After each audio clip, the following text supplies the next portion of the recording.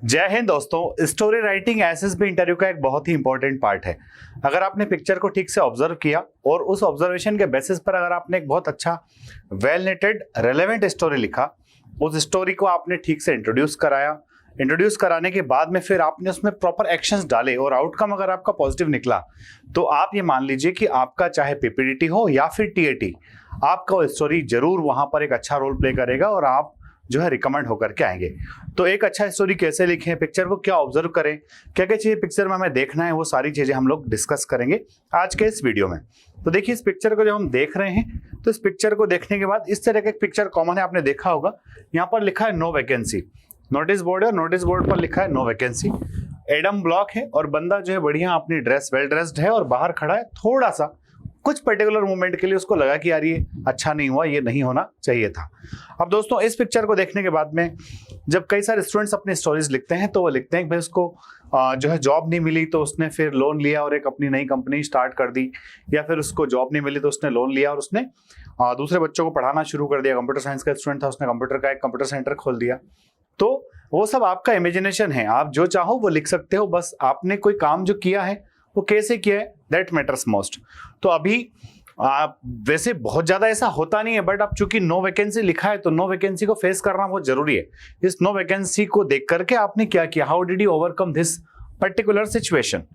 तो मैंने एक अच्छी सी स्टोरी बनाई है, आप देखिएगा उसको, डेफिनेटली आपको भी मदद मिलेगी। तो हमने इस स्टोरी में क्या लिखा है, देखो, अगर आपने एसएसबी इंटरव्यू की तैयारी स्टार्ट करना है, 30 अप्रैल से हमारा नया बैच स्टार्ट हो रहा है। 16 वाला फुल हो चुका है, 13 अप्रैल और 14 मई वाले बैच में अभी रजिस्ट्रेशन ओपन है और ये हमारे एक्सपर्ट पैनल के मेंबर्स हैं जो बच्चों को एसएसबी इंटरव्यू के लिए गाइड कर रहे हैं। तो आप भी इनके गाइडेंस में अपना एसएसबी में रिकमेंडेशन सुनिश्चित कर सकते हैं। मैं तो हूँ ही, पूरे टाइम बच्चों के साथ लगा ही रहता हूँ।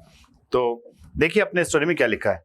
मोहित, graduate in computer science, got offer letter from a reputed company during campus placement in his college. ध्यान से देखो भाई, मोहित नाम का लड़का है, अपने कॉलेज के फाइनल ईयर में ही कैंपस प्लेसमेंट में बैठता है और वहीं एक कंपनी उसको शॉर्टलिस्ट कर लेती है और एक ऑफर लेटर देके उसको चली जाती है। ठीक है, जनरली ऐसा होता है फाइनल ईयर्स में। अब आगे क्या होता है, but after a certain period of time he didn't get joining letter. पर जितना टाइम बोला था कि भाई इतने टाइम में आपका जॉइनिंग लेटर आ जाएगा, सारी प्रोसेस पूरी कंप्लीट करने के बाद, तो सर्टेन पीरियड ऑफ टाइम हो गया बट उसको जॉइनिंग लेटर नहीं मिला। ठीक है, तो अब क्या हुआ, कंपनी की तरफ से, from the company, he tried to contacted them on call, और उसने उनको फोन पर भी कांटेक्ट करने की कोशिश की, बट कुडंट, पर वहां कांटेक्ट हो नहीं पाया कंसर्निंग व्यक्ति से। ठीक है, फिर उसने क्या किया, so he decided to visit the company where he found, तो इसलिए उसने कंपनी डिसाइड करने का सोचा कि भाई अब कुछ नहीं होने वाला है तो क्या करना पड़ेगा, कंपनी चलते हैं, चलो पास में होगी कहीं कंपनी, है ना। इस इंदौर का बंदा है, पीतमपुर में कंपनी होगी,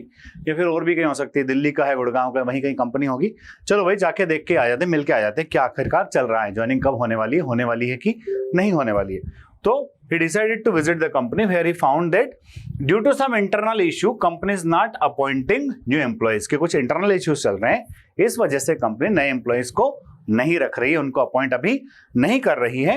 and had put a no vacancy board outside, और अपने एडमिन ब्लॉक के बाहर उन्होंने एक बोर्ड पुट कर दिया, दैट इज नो वैकेंसी, भाई अभी फिलहाल कोई वैकेंसी नहीं है। तो मोहित अंडरस्टूड द थिंग्स, मोहित को सारी चीजें समझ में आ गई कि भाई यहाँ तो क्या माजरा है। अब वो क्या करता है, and applied to some other companies, और भाई अपने एजुकेशन के बेसिस पर सम अदर कंपनीज में अप्लाई करता है। ठीक, अब क्या हुआ, from them one company responded है, और उनमें से एक कंपनी उसको रेस्पॉन्ड कर देती है, एंड शेड्यूल्ड हिज इंटरव्यू, और उसका इंटरव्यू शेड्यूल हो जाता है नेक्स्ट वीक के अंदर। ठीक है, मोहित गैदर्ड इंफॉर्मेशन अबाउट कंपनी, मोहित पहले तो कंपनी के बारे में पूरी इंफॉर्मेशन इकट्ठा करता है, न्यू इट्स वर्किंग, कंपनी क्या काम करती है, एंड इट्स बैकग्राउंड को जो है वो जानता है, समझता है, और इसके बाद में जो है वो, है ना, कंपनी की वर्किंग समझता है, कंपनी का बैकग्राउंड समझता है। स्लाइड में थोड़ी सी मिसिंग है, भैया ने कुछ डालना इसमें छोड़ दिया है। और उसके बाद वो कंपनी में जिस जॉब प्रोफाइल के लिए उसने अप्लाई किया था, उस जॉब प्रोफाइल के लिए बंदा अपनी सारी तैयारियां करता है। साथ ही साथ मोहित अपने कोर सब्जेक्ट्स को भी एक बार गो थ्रू करता है।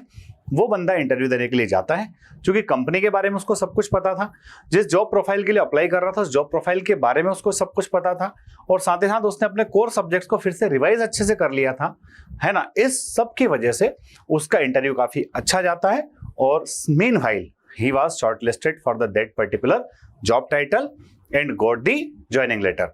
तो ये सब करके मोहित को बड़ा अच्छा लगता है और थोड़े टाइम के बाद या जो भी गिवन टाइम है उस टाइम पे वो अपनी सर्विस को ज्वाइन कर लेता है and now he was happy. तो दोस्तों इस पिक्चर को देखने के बाद में करना यही था कि जो सिचुएशन आपके सामने है उस सिचुएशन को आप किस तरह से फेस करते हो, जो सिचुएशन आपके सामने है उसको आप किस तरह से टैकल करते हो, that matters most. I hope कि आपको स्टोरी अच्छी लगी होगी।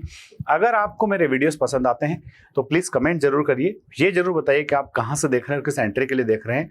आपका डेफिनेटली बेनिफिट होगा और जितना आप कमेंट वगैरह करेंगे उतने में अच्छे अच्छे और वीडियोस लेकर के आता रहूंगा, so that you will be benefited और आपका रिकमेंडेशन जरूर हो। खूब मेहनत कीजिए, न्यूज़पेपर डेली पढ़िए, खूब बोलने की प्रैक्टिस कीजिए। Communication is the key to success. और अगर न्यूज़पेपर और कम्युनिकेशन पे आपने कमांड कर लिया फिर आपको कोई रोकने वाला नहीं है। अगले वीडियो में फिर मिलते हैं। जय हिंद, जय भारत, इंकलाब जिंदाबाद, भारत माता की जय।